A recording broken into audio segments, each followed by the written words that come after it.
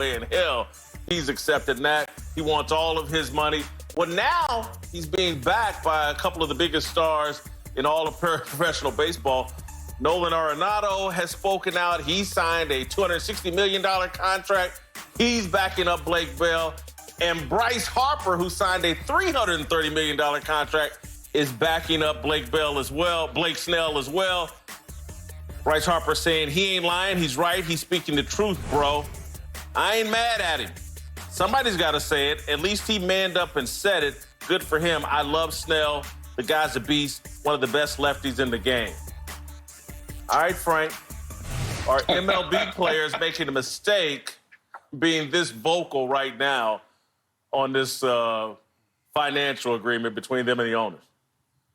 I'm not going to say it's an all-out mistake. I'm just going to say this is a delicate time right now to be discussing money in the public when you got billionaires and millionaires fighting over who's going to, get the biggest pie of all of this. I think at this particular time, take pride in being the first major sport back on TV, because I think there's a huge upside for the owners to get that TV revenue nationally and locally, because people are just right out tired right now being at home with no pro sports on national TV. So as for the players, I'll look back to '94. I think we were a little too vocal about the strike, and it definitely hurt us because it took baseball a few years to come back after that. They just need to be a little more careful with their words, because you guys know and I know in the media, we're looking for the biggest gun to make the biggest mistakes so we can plaster up all the news, and that's what's happening right now with the top players. I will agree with you here. It's not the most tasteful conversation we could be having right now in this pandemic, but because they're going to be the first major sport back, it looks like, then you got to be the windshield, as they say. That means you got to take all the bugs, all the hits, everything's going to hit you first, and that's why we're having it. But that said, we want baseball back. We need baseball back. However, a good faith negotiation is necessary to facilitate that, and that's not what the owners are giving the players. I remind everyone, they negotiated prorated salaries during this pandemic, but now we're going to double the negotiation and negotiate on the negotiation because of a lack of foresight or covering themselves as ownership group. Whatever you want to think, whatever side you want to go on, I'm with the players, not because I'm a former player, because they actually have merit in what they're saying. You want a 50-50 split of revenue? Fine. Please tell us what the revenue is in totality. Once baseball comes with that answer, then they can talk about a 50-50 split. Until then, they're asking the players to take more risks for less money and go out there, set a new norm, basically a new salary cap in baseball that has never occurred, and then ask the players to go out there and say everything is status quo. Sorry, can't go for that ownership. I do want to clarify one thing. NASCAR's back this weekend on Fox. Major League Baseball has a chance to be the first major team sport league to come back, which I think could be really important for Major League Baseball. And this is why I agree with you, Frank. They really need to be delicate here, because there is a great opportunity for Major League Baseball in terms of being a leader in this country and elevating its relevancy back a little bit.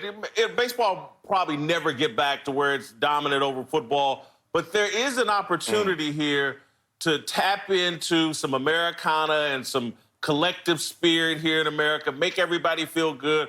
Baseball is being a leader in showing us how to respond to this pandemic in a fearless, appropriate, fearless way. And I go back to 1994 as well, because that was the first year that I worked as a full-time columnist in a major baseball city in Kansas City. And I remember that did not go well for the players and the reputation of the players, and kind of hurt Major League Baseball because the players were framed as incredibly greedy. And to me, I would say to Blake Snell, Bryce Harper, Nolan Arenado, follow the lead of Major League Baseball owners. Have you heard an owner be outspoken on the other side of this? Or have they sat back and let Rob Manfred take all the heat, and maybe the players should perhaps hide behind their union leaders Your position's known. We know how Major League Baseball players get down. They're a beast about their money and supporting their union. I would play the back here a little bit, Frank, and let others be a little bit more outspoken if I were an MLB player. You're right, Jason. And to get back what Mr. Wiley said, you're right. I would prefer they stay status quo, because they signed the contracts before the season. The money was in the bank. You're going to end up having to pay for the 82-game schedule. I really believe the salary structure should stay where it's at, and let's finish the season. Finish the season and give the fans what they're looking for right now, and that's that hunger for a live major sport on national TV. Someone's going to win, someone's going to lose, but the bottom line is, with this pandemic, we need a major sport back on national TV. So as for the players, I feel you, especially when you talk about health, because this is about health first. But as for playing and then the money situation, let's keep that behind closed doors. Let's find a solution quickly, and let's get back, if we got a chance of being back on the field July 1st. Yeah, I'm glad you brought up the health concern, because I think a lot of that's getting lost because we're talking about money, and that's the balancing act our country is dealing with state by state, city by city right now, is how to manage those two entities. But look at this. I'm asthmatic. A lot of people don't know that. I couldn't play sports when I was growing up until I got doctor's clearance because I am asthmatic. Imagine how many guys have underlying conditions that are in Major League Baseball, and they're being asked now to take on a greater risk. That's a conversation separate to this, but also in connection to this. Let's talk about the fact that I understand that the narrative and convo matters, but the dough matters as well. This is called professional sports for a reason. You are paying for services. So these players, I really think that the only reason they put their names to it and their cachet to it is because it may not have been heard unless they did that. And kudos to Snell and Bryce Harper and others who will come, and the dominoes will continue to fall in making this a real conversation, instead of everyone at home is going to look at the players and say, why are you complaining? That's greed. But the billionaires are going to be absolved of that same conversation because they're going to hide and stay anonymous.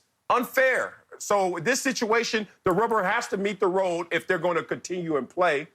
We got to have this real conversation, unfortunately, for the public display. One thing I want both of you all to respond to quickly, and then we got to go. I just would advise Blake Snell, Bryce Harper, everyone, make sure you're actually looking at the data and the real issue as it relates to corona, and not just the mainstream media and what's being forced down your throat. Be afraid. Corona's killing everybody. I think where they're going to run into an issue is they're going to start to be hardcore sports fans, and some guys like, hey, man, this health risk you guys are talking about is way over-exaggerated. The recovery rate for corona is really, really high. As we test more people, find out how many more people have actually had it and have recovered or asymptomatic, I think fully leaning into, oh, my God, we're risking our lives, I think is going to fall on deaf ears and may actually backlash against them, because I'm not sure the health risk is as pronounced as it's being portrayed in the media. If you guys can respond to that quickly. Marcellus, you go first, then Frank, I'll let you have the final word, and then we got to go. Yeah, people just got introduced to my new co-host, Dr. Jason Fauci, again. He does this every now and then. And, hey, look, I respect it. I respect where Jason's coming from. However, I will disagree in terms of, it's something that Mark Schlereth always says. It's like, there's no such thing as minor surgery unless it's on someone else. In this situation, it may be exaggerated. It may not affect you, but it will affect someone. And if it is on you, if it's someone in your family, you look at this completely different. I understand where you're coming from, Jason. Trust me.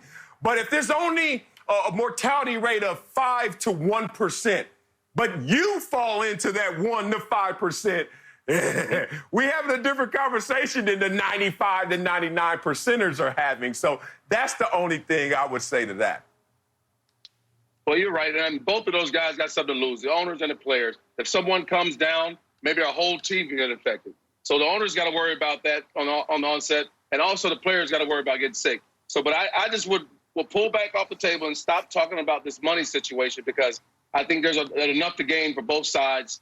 Let's keep the money out of the news. Let's hope we can keep everybody healthy and start on July 1st with this first major sport. I know you said NASCAR, Whitlock, but I'm looking at NASCAR in the top 6, because I think golf is 5, NASCAR is 6, and I look at hockey as 4. So, hey, Frank, let me tell you who's watching. Sports going again. A guy named Eric Shanks, and he paid a lot of money for NASCAR to be on this network. Yes. We can't wait to have Kurt Busch on. Let's go racing. We got to let you go, Frank. Eric Dickerson's around the corner. Thanks, sir. We're going to talk some more NFL. Thank you for coming on. I love NASCAR. So does Eric Dickerson. He's from his crib. Speak for yourself. Presented by Hyundai. More after this.